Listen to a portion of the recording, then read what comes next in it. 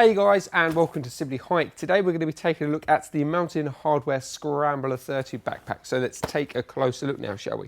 So the thing that you need to know really about this rucksack is that it is waterproof. Now what that means is all the seams that you see around here and pretty much all over the bag are completely sealed. So even though you can't submerge the bag, if the weather absolutely chucks it down, and as long as you've got everything sealed up, whatever you keep in there will stay nice and dry. Anyway, let's take a closer look at the features now. So obviously you've got your two traditional walking pole or even ice poles, hooks on there. So obviously you can have the bottoms of them hooked up on there and then obviously attach it via the compression straps along the side here. You've got these two basically wide angle pods, or should we say loops at the bottom here. They're ideal for carabiners, water bottles, pretty much stuff that you can just clip onto there. And as I say, just used for an addition to obviously holding other equipment. On the sides as well, you've got two traditional pockets along the side there. Very big, very wide, nice and spacious, easy. You'll be able to get all your, your water bottles. And yet again, GPS systems, bits and bobs like that in there. And as I say, when it comes to it, if you look, they've actually really cleverly done it with the compression strap. So they've actually hooked that in and got that involved within the pocket. So once everything's in there, put it up and that actually secures the top part of that pocket as well, which is a really good feature.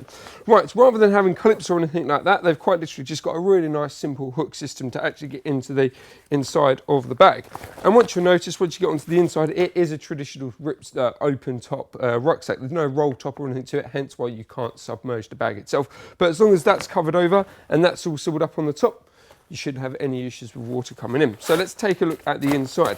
So very much just like your waterproof dry or stuff sacks or dry bags, on the inside it is pretty much just one big open space. They haven't tried to add extra pockets, extra bits and bobs to it on the inside, and that's purely for the fact that a lot of seams obviously is going to cause a lot of leakage and the potential for water to come through. So the fact that it is just one big open space means whatever you pop in there will stay nice and dry. So on the top here, what you will notice, there's no secure pockets on there, but the way it's actually shaped and the way it actually is designed works really nicely when the actual bag itself is full on the top there.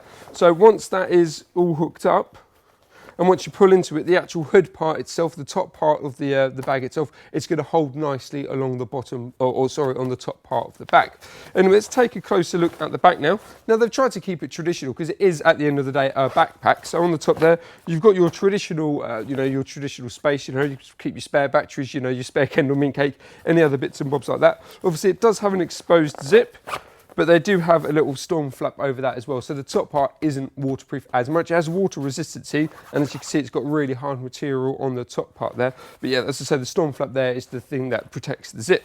So the actual back itself is a pretty standard setup, but that doesn't mean it's not going to be comfortable. First off, you've got nice reaction straps on there. So what I call reaction straps. So basically, depending on the weight and depending on obviously your shoulders and how you wear your backpack, the actual strap of the rucksack itself is going to move with you, which means it's going to give you a really nice fit. That means the bag itself is going to be comfortable for you, and it obviously means if you're carrying a heavy load, just generally you're going to be a lot more better off with that. And as I say, they're both reaction straps as well.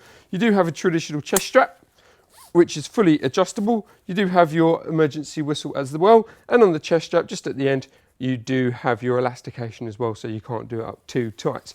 But other than that, as I say, the bag itself is just a standard backpacking on there, or back pad on there. What you notice obviously with this groove on the inside there, it's just going to enable air to flow through, even though it's not like it doesn't have a proper flow system to it. It's going to basically mean that the bag itself isn't sitting directly on your back, and it's just going to enable nice air to be cooled on your back. Also does mean as well, it's going to react nicely to your back as well. So depending on how you've packed your rucksack, that means the actual back system itself is going to move and mold nicely to you, which yet again, just like the adjuster straps, means it's going to be more comfortable and better for you. Anyway, if you'd like any more information on this rucksack, please visit our website, simplyhike.co.uk.